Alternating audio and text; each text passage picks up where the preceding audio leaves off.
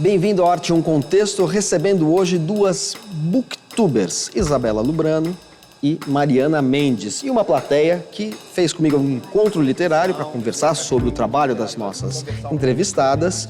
É um encontro literário que acontece em todos os programas desta temporada. Se você quiser participar, é só escrever para nós, é arte1@band.com.br. E esses encontros literários têm patrocínio da Caixa Cultural e do Governo Federal. Hoje nós temos duas autoras que trabalham com literatura dentro de uma linguagem que é bastante inovadora, bastante recente, que é do canal do YouTube, né? Isabela Lubrano apresenta o Ler Antes de Morrer, Mariana Mendes, o canal Bom de Ler. Vocês duas são booktubers de jeitos diferentes, né? Isabela, você faz resenhas de livros, é isso? Se você for perguntar para uma pessoa formada em letras, para um crítico literário, ele vai discordar, porque a resenha é um formato, é um gênero que tem suas características. Em geral é escrita, inclusive, sim, né? Inclusive a palavra resenha, ela lembra o risco do papel, né? O lápis no papel. Mas convencionou-se chamar comentários sobre livros e análises de maneira geral, em forma de vídeos no YouTube, de resenha. E quando eu comecei, já existia um ecossistema que a gente chamava de booktube, já efervescente, faz uns 5 anos, e eu acho que o primeiro canal desse gênero no Brasil tem cerca de 10. E era assim que chamavam, e eu estava entrando num meio que já existia, então eu adotei os termos e a linguagem que já existia, até porque eu precisava conversar com esse público. Pois antes de mais nada, eu já vou dizendo. O protagonista, o rapaz chamado Raskolnikov, é o criminoso. Spoiler! Sou spoiler! Não, relaxa, eu não sou spoiler. Tá escrito aqui no título, olha só, crime e castigo. Ou seja, alguém vai cometer um crime e vai ser punido por causa dele. Inclusive, foi uma surpresa para mim, lá em 2015, descobrir que existia conteúdo sobre livros no YouTube e que existia um público. Não é um público gigantesco, ele está cada vez maior, eu até me surpreendo com o alcance que o canal está conseguindo depois desses anos, mas é um público cada vez mais expressivo. Quantos seguidores você tem? São 315 mil, mais ou menos. 315 mil? Eu nunca imaginei passar nem dos 100 mil inscritos. A Mariana tem um canal que está dentro deste contexto, mas ele é ligeiramente diferente, né? Porque você alterna uma apresentação dos livros com entrevistas com escritoras. Porque você tem duas características no seu canal, que é o Bom de Ler. Você apresenta os livros e você dá a voz ao escritor em seguida. Então, o seu comentário talvez seja, se for comparar com o da Isabela, ele é menos subjetivo, ele é mais objetivo, ele é mais distanciado, porque você logo dá a voz às escritoras. E você optou por fazer um canal de literatura feita por autoras. Não vou falar literatura feminina, porque pode ter uma associação temática que não existe, né? Sim. Como é que surgiu isso? Eu também escrevo, né? Já fiz curso de formação de escritor no Vera Cruz. Faz tempo já eu tenho um livro infantil. E a minha ideia era continuar falando de livros, porque na minha trajetória eu passei 19 anos trabalhando na Companhia das Letras. Na área de educação, né? Na área de educação, então eu falava muito com o professor sobre os livros da editora. Uhum. E quando eu saí de lá, eu quis continuar, de alguma maneira, ligada a essa indicação de livros, né? Pensei então num canal, porque ali naquela época, foi 2017, já tinha muito esse formato, né? Não que eu assistisse, mas eu já conhecia. E a minha ideia então foi fechar num foco, né? E como me interessava muito saber como é que é ser uma mulher escritora hoje no Brasil, eu fui atrás, então, desse recorte. Eu quero entrevistar escritoras brasileiras contemporâneas. A Sofia estreia agora do outro lado da mesa, como escritora, como autora. Mas daí, na hora de organizar o meu próprio livro, nossa, eu sofri muito. Porque é muito importante ter a voz de alguém, né, falando. Então eu contei muito com os meus interlocutores todos, assim. E você faz o canal junto com a Carolina Freitas da Cunha, né? Isso. Porque os livros, a a tomada, né, a captação visual do seu canal, ela é bastante dinâmica, né? A câmera não está fixa. Você tem que ter esse trabalho de, nas entrevistas, assim, entrar no ambiente do escritor, né? Quer dizer, tem um trabalho também de linguagem, vamos dizer, televisiva, que é muito importante, sim, né? A Carolina Freitas da Cunha, que é minha sócia, é formada em cinema. E eu considero super importante, porque no final das contas é isso, a gravação é dela, né? Esse olhar é dela, dentro da casa da escritora, que também é uma coisa que a gente gosta de fazer, é não receber a escritora em São Paulo, porque ela está aqui lançando um livro. É a gente ir até João Pessoa, na casa da Maria Valéria Rezende, junto com a mulher lá, uma freira que ela cuida dessa amiga freira, sabe? Tá ali naquele espaço, tomar o café que ela serve, enfim. Então, a Carolina tem um papel fundamental, que é esse olhar, né, a gravação e depois a edição. Eu faço uma breve apresentação de uma obra e depois a gente joga a entrevista inteira para a escritora. E nessa entrevista, o que eu acho super importante, eu não apareço. Às vezes aparece a minha voz, numa pergunta que a Carol não consegue limpar, assim, mas a ideia o foco é totalmente a escritora. Perfeito. Você dá a voz para o escritor, como eu vou agora dar a voz a uma pessoa da plateia que tem uma pergunta para a Isabela. Você poderia se apresentar e fazer a questão?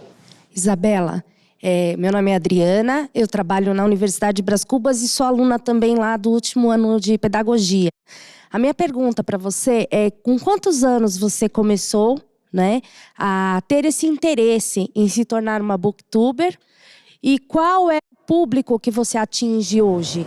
Bom, pensar em ser uma booktuber foi realmente quando eu comecei o canal há 5 anos, porque eu não sabia nem que isso existia, eu não sabia nem que isso tinha esse nome.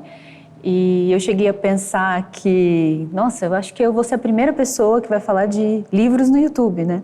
Não parece ser coisas que combinem, né? Então eu nunca cheguei a imaginar, nossa, eu vou fazer isso da minha vida, de maneira nenhuma. Eu sou formada jornalista e antes disso eu tinha feito faculdade de Direito. Então a ideia inicialmente era ser advogada.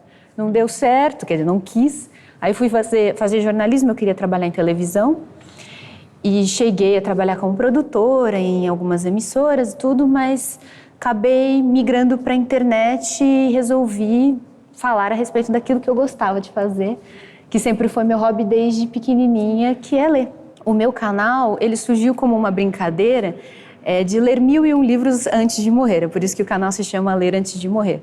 Então, eu me baseava num livrão que existia, uma lista grande, né? 1001 livros para ler antes de morrer. E eu ia escolhendo os livros, só tinha livro clássico ali. E logo eu fui escolhendo os meus próprios livros, as coisas que eu gostaria de ler. Então, meu canal trouxe muitos clássicos. Tanto da literatura mundial, como Victor Hugo, Kafka, foi por aí. Como os nacionais, né? Essa lista não é brasileira, não tinha quase autores brasileiros, então eu trouxe por conta própria os autores brasileiros, principalmente os que eu mais gosto de ler, por exemplo, Jorge Amado, que eu adoro. E quanto aos contemporâneos também, conforme você vai fazendo 4 anos, 5 anos de canal, chega uma hora que você fica, não, quero diversificar. As editoras mandam lançamentos pra gente, a gente fica curiosíssimo de ler essas novidades, eu acompanho revistas literárias, eu vejo o que está acontecendo. Então, hoje em dia, eu trago lançamentos e trago contemporâneos que viraram assunto e vou tentando combinar os novos com os clássicos e tem funcionado. Perfeito. Temos uma pergunta da plateia. Mariana, no meio de tantas mulheres, onde é que está o universo masculino? Bom, as mulheres que eu entrevisto, as escritoras, elas colocam o universo masculino, personagens masculinos, né, e muitas vezes até narradores masculinos para ler o livro, né, para contar a história. Então, a predominância masculina, ela ela transborda, né, digamos. E, inclusive, esse espaço de apresentar apenas escritoras, ele vem, inclusive, para romper com isso, né? Hoje em dia, os autores, os escritores homens, eles são, assim, isso já em pesquisa, né? Eles são mais resenhados, eles ganham mais prêmios, eles são mais publicados. Isso vem já de uma estrutura, né? Uma estrutura social. Enfim. Você sente impacto do Bom de Ler nesse universo? Porque eu imagino que você converse muito com escritores e leitores, ou escritoras e leitoras, a respeito desta questão. O Bondili acaba entrando nessa discussão. Sim. E ele teve impacto, teve desdobramentos? Eu nem imaginava que seria um lugar, um espaço importante para as escritoras, mas, em primeiro lugar, elas é que se beneficiam, assim. Eu percebo, né, que existe uma valorização desse trabalho, de que ali só mulheres são apresentadas, né? Então, eu sinto, primeiro, um impacto nas próprias escritoras. Isso eu achei bem legal, como se criasse uma rede entre elas próprias. Então, elas escrevem... Adriana Lisboa, que mora nos Estados Unidos, me escreve falando: você tem que ir para o Rio de Janeiro, você tem que entrevistar. Você criou uma rede, né? Criei uma rede, assim. É um nicho muito específico, né, Manuel? Porque eu tô falando de escritoras e eu tô falando de literatura contemporânea brasileira. O seu foco ele é mais fechado, obviamente, né? Então, você tem quantos seguidores? Você tem ideia? Eu tenho 2.600 inscritos. Porque é muito diferente do foco da Isabela, que é amplo, pega literatura universal. Você pega literatura, autoras, literatura contemporânea. Você já entrevistou alguma escritora que não seja brasileira? Ou nem tem isso no horizonte? A gente está pensando agora em entrevistar escritoras portuguesas. Então, aí, não só portuguesas, lusófonas, né? Então, se tiver possibilidade, uma escritora portuguesa que está vindo para cá, uma escritora angolana, a ideia é, no máximo, ampliar dentro dessa... Como a Isabela Figueiredo, que é moçambicana. A gente tentou a Isabela na Flip, mas não deu certo. A gente vai fazer um rápido intervalo no Arte um Contexto e volta daqui a pouquinho com Mariana Mendes e Isabela Lubrano.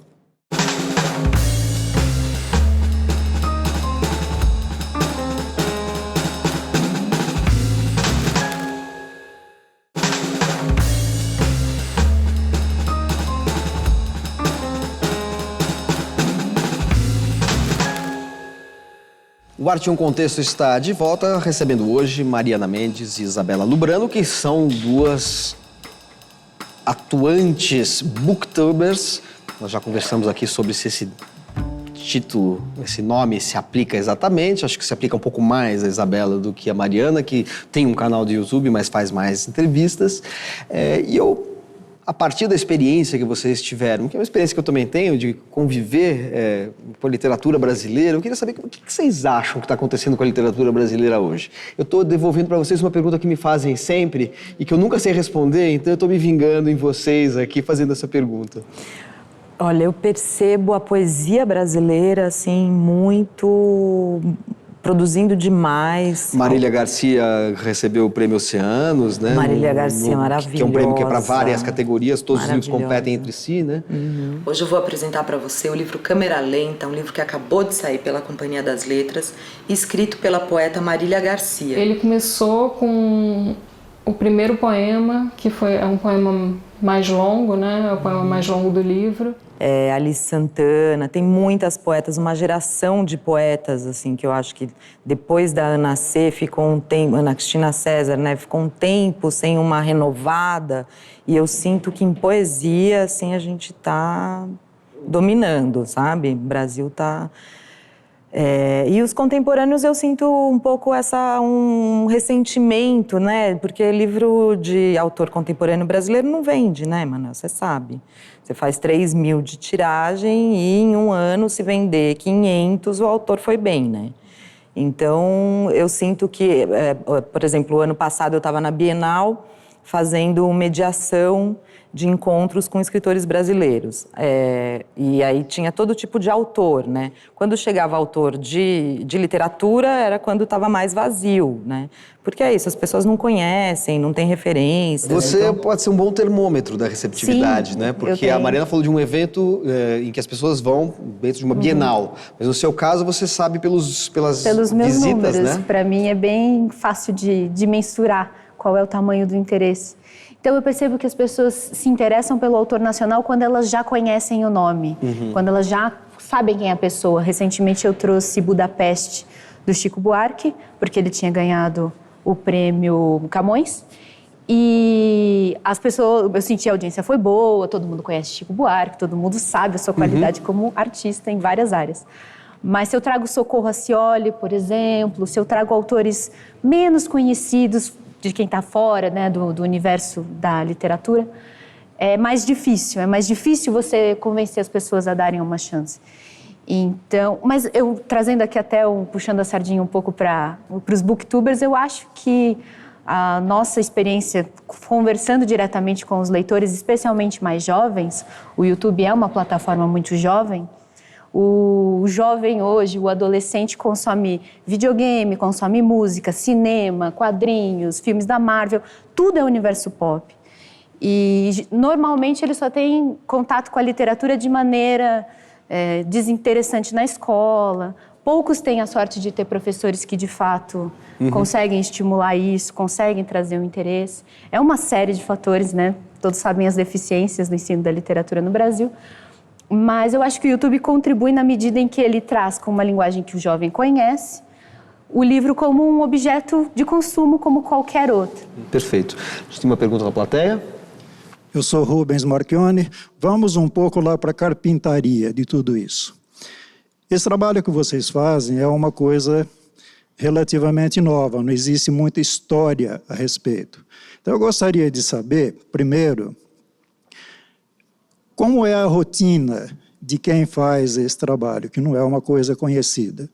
E segundo, quais são os conhecimentos, saber, as habilidades, saber fazer e a atitude, querer fazer que você precisa para desenvolver esse trabalho e que se não tiver isso não vai acontecer nada.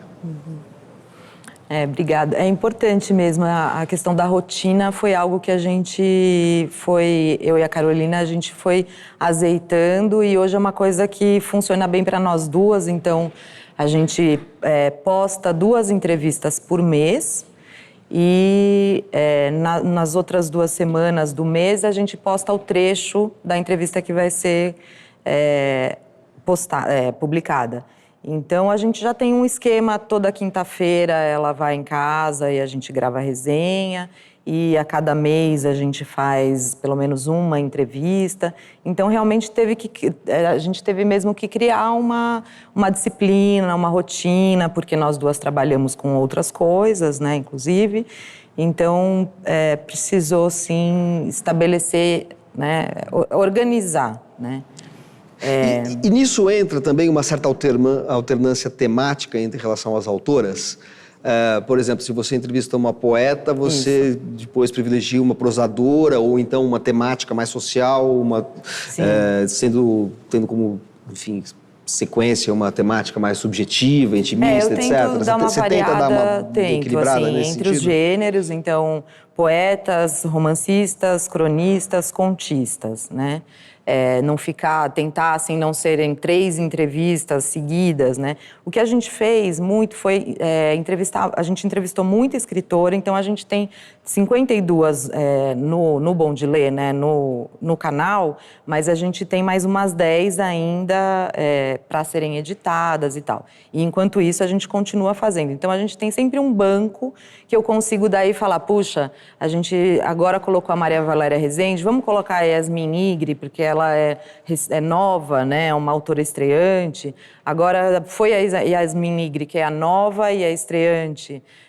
Vamos colocar a Alice Ruiz, porque é mais velha e, enfim, é mais experiente e é poeta. Então a gente tenta, assim, criar esse tipo de variação, né, para não ficar sempre... E a sua rotina, eu acrescentaria a pergunta dele, como é que é a relação com as editoras? Bom, meu ritmo de publicação é mais frenético, são 2 vídeos por semana e eu trabalho sozinha. Então eu não consigo... Quem grava? Eu mesma. Você coloca num tripé a câmera? Tripé. É o formato vlog que a gente chama, é a câmera no tripé e você falando com a câmera. Eu trabalho sozinha e já há muito tempo eu consigo me sustentar com os frutos do meu canal.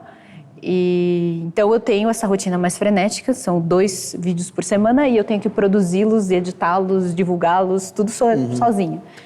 E então a rotina acabou, ao longo dos anos, eu acabei ganhando toda uma bagagem de como conseguir fazer. Eu tenho dias estabelecidos para fazer tudo e eu sou relativamente disciplinada, então eu consigo trazer. A dificuldade é o tempo da leitura, que eu preciso sempre fazer para trazer livros numa média de 1 por semana, né? Então, eu vou lendo livros curtos, enquanto leio livros longos, para eu conseguir... Guerra e Paz depois de Moby Dick não vai dar, né? Quer dizer, se você ler um clássico desse tamanho, você tem que ler um mais curtinho. Quando né? eu fui ler Guerra e Paz, eu separei umas férias para eu conseguir só fazer isso. Eu nem publiquei no canal, eu fiquei 3 semanas sem fazer nada, estou lendo Guerra e Paz, daqui a pouco eu volto. Mas, em geral, eu estou lendo sempre uns 3, 4 livros ao mesmo tempo, né? Então, eu tento variar para ler homens, mulheres, brasileiros, internacionais, não ficar só na literatura em língua inglesa, passar por países latino-americanos. Eu tenho lido livros asiáticos também para tentar variar bastante. Aliás, você tem feito uma espécie de percurso mundial, né? Você fez uma série que eu vi recentemente, que você vai vendo o Projeto Ásia. É o mapa da literatura, né? Você está fazendo. O mapa da literatura, e eu fiz no começo do ano o Projeto Ásia, porque nós não lemos livros asiáticos. O Silêncio, do Shusaku Endo. Esse livro é muito importante lá no Japão e ele tomou uma dimensão diferente aqui, no Ocidente, depois que o Martin Scorsese fez uma adaptação para o cinema. A literatura japonesa eu vejo mais no quadrinho, que é o mangá deles, cultura pop. Mas aí eu resolvi ler autores asiáticos e aí eu passei por Japão, por China, Coreia do Sul, Singapura e Índia, né? Foram os que eu já consegui atravessar. É muito legal, uma viagem que a gente faz e sempre com autores que são desconhecidos do grande público. Então, eu tento dar essa introduzida. Resultado com audiências é sempre morno, nunca faz uma explosão, um sucesso, mas Falando nesse assunto, a gente também tem uma pergunta na plateia, você poderia fazer a sua questão? Meu nome é Tainá e a minha pergunta é a seguinte: com o sucesso dos booktubers, eu queria saber de vocês se vocês enxergam um crescimento no público de leitores do Brasil e também como vocês enxergam a crise editorial que a gente tem passado nesses últimos anos. Bom, eu não enxergo muito crescimento no hábito de leitura no Brasil, e tem pesquisa que mostra isso, aquela Retratos da Leitura no Brasil. Ela mostra que está meio que estagnado, um número baixíssimo de livros lidos por ano pelos brasileiros. Eu não sei dizer de cabeça, mas não é uma coisa muito animadora. Por outro lado, talvez, eu estou tentando ser otimista, talvez o universo, a situação estivesse ainda pior por causa da crise das livrarias. Eu tenho ali a maneira de medir a minha forma, né? Os meus números mostram que eu ajudo a vender livros. Não sei se é o bastante, obviamente que não é o bastante para evitar que o mercado esteja em crise. Mas eu acho que uma colaboraçãozinha, eu, a Mariana, todo mundo acaba dando, porque a gente faz o famoso boca a boca. A maioria das editoras, por causa da crise das livrarias, reduziu muito o número de lançamentos. A Companhia das Letras tinha, sei lá, uma média de 15 lançamentos por mês, tiveram que reduzir para metade disso. E todas as editoras precisaram encolher, enxugar. Então, eles mandam para a gente, para os influenciadores, e tenta trazer para o universo da internet esse produto, que é o livro. Falando em universo de internet, e levando em consideração, Mariana, que você tem formação em letras, como é que você vê a diferença entre a linguagem que você adota no Bom de Ler, que é seu canal, e a crítica literária convencional, seja da universidade, a teoria literária, seja a crítica literária de jornais? Tem alguma relação? Existe uma preocupação em relação a isso? Como funciona? Eu li crítica mais na faculdade mesmo. E eu sempre pensei a tal da resenha, como mais uma apresentação, um breve comentário para que o que vem depois é que é realmente o interessante, que é a voz da escritora. Então, eu não tenho, eu fico até com receio de chamar de resenha. Né? No seu caso, porque você dá a voz para a autora. No caso da Isabela, que faz um trabalho de crítica, você acha... Como é que você se relaciona com a crítica, vamos dizer, no sentido tradicional do termo? Eu não me considero uma crítica literária de maneira nenhuma e nem de forma alguma me sinto competindo ou tentando substituir o trabalho do crítico. De maneira nenhuma, nunca me vi dessa forma e eu sei que o meu público não me vê assim. Eu nem sei se temos o mesmo público. Nós nunca nos apresentamos na internet como substitutos da sala de aula ou da crítica literária ou do que quer que seja. Eu nunca virei para ninguém e falei, olha, não precisa assistir sua aula de literatura, assista só meu canal que você vai fazer a prova e você vai passar. De jeito nenhum, até porque isso seria uma mentira.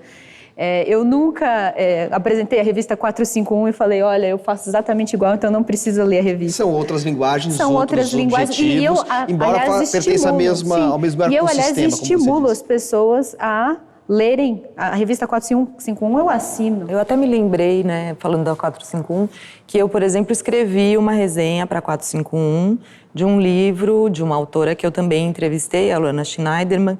Então, assim, o que eu falei antes da entrevista da Luana Schneiderman sobre o livro que depois eu resenhei para 451 foi como se fosse apenas uma semente daquilo que no texto eu consegui desenvolver. Então, no vídeo, eu não me coloco nesse lugar de fazer crítica, não. É possível perfeitamente fazer trabalho competente em 2 veículos, linguagens linguagens e objetivos diferentes. diferentes. Perfeito. Muito obrigado pela presença de vocês. É tão bom saber que a internet tem coisas que não são beligerantes e que servem para compartilhar, exatamente, compartilhar e enriquecer o conteúdo, o repertório das pessoas, né? Então, um grande prazer, Isabela, Mariana, ter vocês aqui, assim como foi um grande prazer ter o público que nos acompanhou aqui presencialmente e você, que eu espero no próximo Arte 1 Contexto. Até lá.